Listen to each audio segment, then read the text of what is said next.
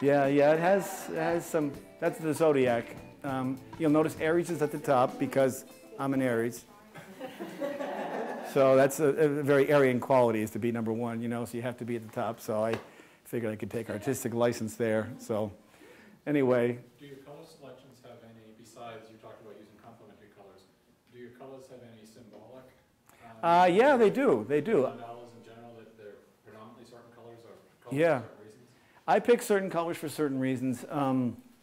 It's interesting because I'm doing a study now with astrology where each individual sign will have a particular color. When you look at an astrology wheel, an Aries will be red. The exact opposite of that, a Libra will be green. A Cancer will be blue. A Capricorn will be yellow when you look at the astrology wheel. So if people have, and I'm working with an aura photographer, to take pictures of people who are right in the middle of their astrological sign. So an astrological sign runs from 0 to 30 for each sign. If I can get 15 degrees, a person who has a 15-degree sun, take an auric photography of them and see that they are actually red because they're in Aries, I will begin to see that there's a real color resonance to the person. So I'm trying to work with that to see if that actually pans out. And then, of course, the degrees of that, because I believe that within the realm of the pie, there is a gradient that goes from when you're dead center of a sign, you're really, really that color. So if if Aries was red, 15 degrees Aries would be really, really red. But as you got to 0, you become, or if you got to 1, you become more pastel. As you got to 29, you become more pastel. So I think of it as a color wheel that has a variation that gradiates like that. So is it like a Kirlian photography? It's an aura photography, which is similar to that. Yeah, what you do is you actually photograph the vibration of what's given off by the person. So I'm curious to see if there's an astrological component to that that plays out with the person's personality. And it should. It really should pan out. And it should pan out also with other modalities like numerology, aromatherapy, all those things. All are connected. And they're finding this is to be the case as time goes on, that most of these things really do resonate in some way. So I'll let you know what it turns out. How do you find the humors to fit in with the astrological signs, or do you? The humors? You mean like the comical? Oh, that's just me being stupid. I like to have, I love the English language. I love to play with it. It's very easy to play with words in the English language because they sound the same, but they mean totally different things. Like I have one that's called profit and loss, but it's actually P-R-O-P-H-E-T, meaning profit, as opposed to P-R-O-F-I-T. And this one here is called space sage, as opposed to space age. So it has to do with space and being a sage, which would be an astrologer, would be a space sage. So, and then some of them are just, you know, they're cultural references. This is Pillow of Winds, which is named after a Pink Floyd song. This is called So What, which is named after a Miles Davis song.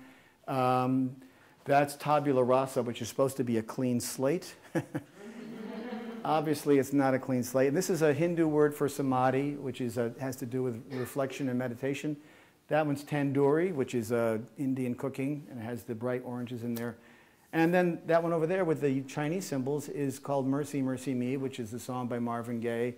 And that is the symbol, the Chinese symbol for mercy in there. So, and then in my book, each of them have a story that goes with each mandala to explain what the logic was, if there was any behind what I was doing at the time. And so that's the story. So, great questions. Could you explain kind of what a traditional mandala is and how yours are similar and dissimilar? Yeah, a traditional mandala is based on a geometric form where they use chalk lines, and they will get a piece of an area and they'll use chalk lines and they map them out, and they will use, the Buddhist monks do this, they use colored sand, and they have these thin fluted pieces of metal which are about, I don't know, a foot long, and they start out wide at one end and go down to a very narrow tip at the other end, and they have a set of ridges on them. And what they'll do is they'll take aquarium sand or some sort of colored sand, fill the tube up, then they'll take a pencil or another stick and they'll rub it across the end of that so that it vibrates. And as it vibrates, the sand begins to come out in a very slow trickle. And they will draw elaborate designs with these things. And if you've ever seen them, they're phenomenal because they're intricate. They take hours and hours and hours to create. And obviously, if a guy's got an allergy, he's not going to do it because he would sneeze and it would blow the whole thing to pieces. But the monks do this, and they spend hours doing this, and they sit there like this, drawing these intricate lines. And at the end of the time, when it's all done, they'll take a brush, they'll have a ceremony, they'll take a brush and they'll sweep the whole thing away. Because the idea is that life is impermanent. And so I like the idea of that, and I like the idea of the whole philosophy of that. And so I thought, well, I can't do that. I'm not going to throw these away. And so I wanted to find another angle, and I thought about it, and I thought, well, you know, another human quality is flaw. And so since we are all flawed, I thought, well, I could easily do that. And so that's sort of how I finagled my way into that. And so mine are what I would call a contemporary take on an ancient art form. So these are, I use the mandala as a baseline, as a contemporary foundation, but I work it into some sort of a cross-cultural, pan-global womb with a view, as I said earlier. So that's kind of where that comes down. But Don't you think the spiritual metamorphosis during the process is the same either way? I think it is. I do. I certainly think these drawings saved me. I'm convinced of that. I know that they were an outlet for me at a time when I needed an outlet, and have always been an outlet for me in that respect. And I think it has to do with the visual pineal gland down the arm, hand on the brush or the pen, that actual motion that is meditative and provides, because there's a sense of focus to that, you really can't think of anything else. And it's kind of like, so if I'm busy doing this, I'm not going to be worried about my taxes or my kids or anything else. And then I put the pen down. Then I worry about the taxes and the kids. but while I'm doing it, it sort of removed all that.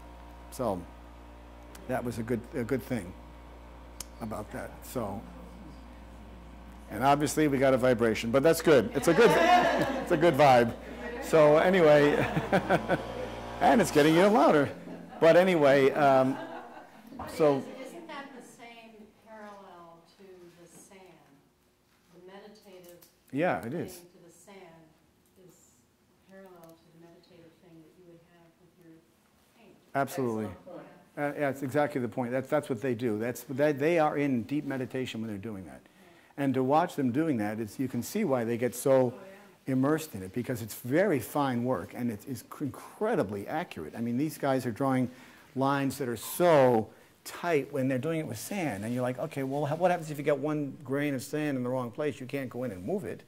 So you've got to really be concentrated. And I think that being fully present in the time is what is the secret to it, is that sort of presence of mind.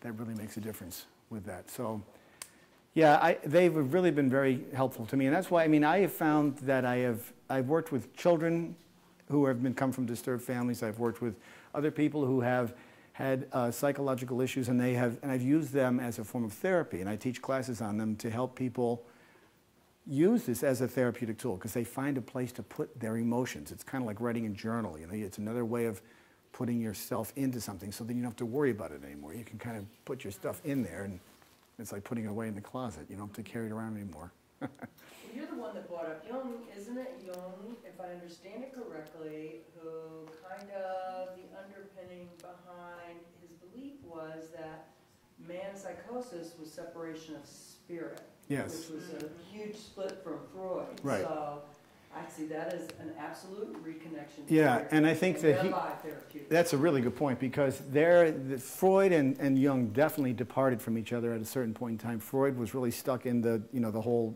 lower half of the body, and Jung focused more on the upper half of the body, which was, and I think as time pans out, we really begin to see that he really was the father of New Age thinking and the father of where we all are today. He certainly laid the groundwork, because he was far more experimental and far more into the collective subconscious, and he saw this symbolism and of coming through generations, sort of like we inherit certain characteristics, and they sort of come through, which would, well, totally explains why we are evolving and expanding, and we have new things that are happening to us, because we come sort of preloaded with a sense of, a collective subconscious that gets carried on and expands through the generations.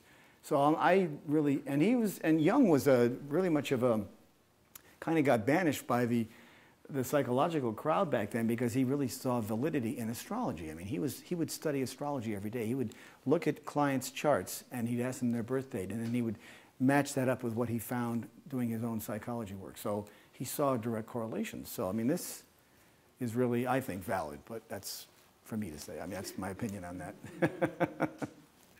Those are good questions, though. I mean, and I'm glad people brought them up because that's really a lot of what underlies a lot of this for me is those sort of those deeper processes. I like those larger thoughts because if they can bring that sense of thinking to the person, then I think that they've been successful. So I like that. Thank you. Well, actually, I'll just make one comment to that, because at the end of the Tibetan ceremony, they don't just sweep the sand into the garbage, they actually collect the sand. And you're right. And they dispense it in some kind of moving water, and so that it goes out, so that the energy that and the intent that they put into it goes out to the greater good.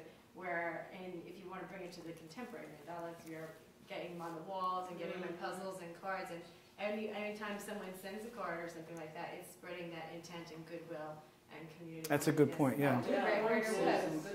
That's a good point. It's a different form of it's a different way of getting them out there, but it does get them out there. So, and people say, well, you know, they're abstract, and I'm not sure I understand them. I'm not sure you have to understand them per se.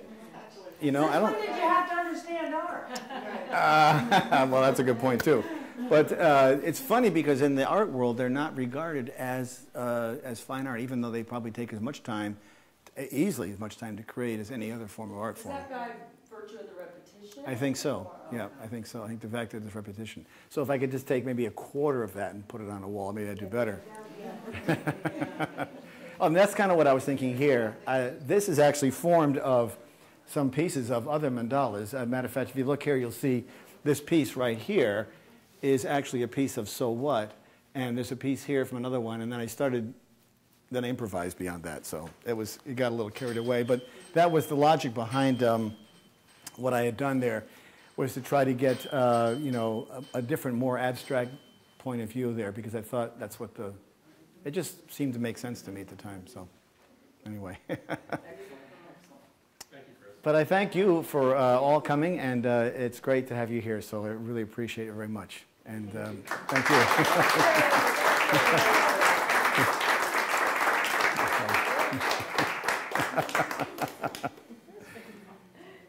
Oh, well. Hey, you made it. How are you? Good to see you.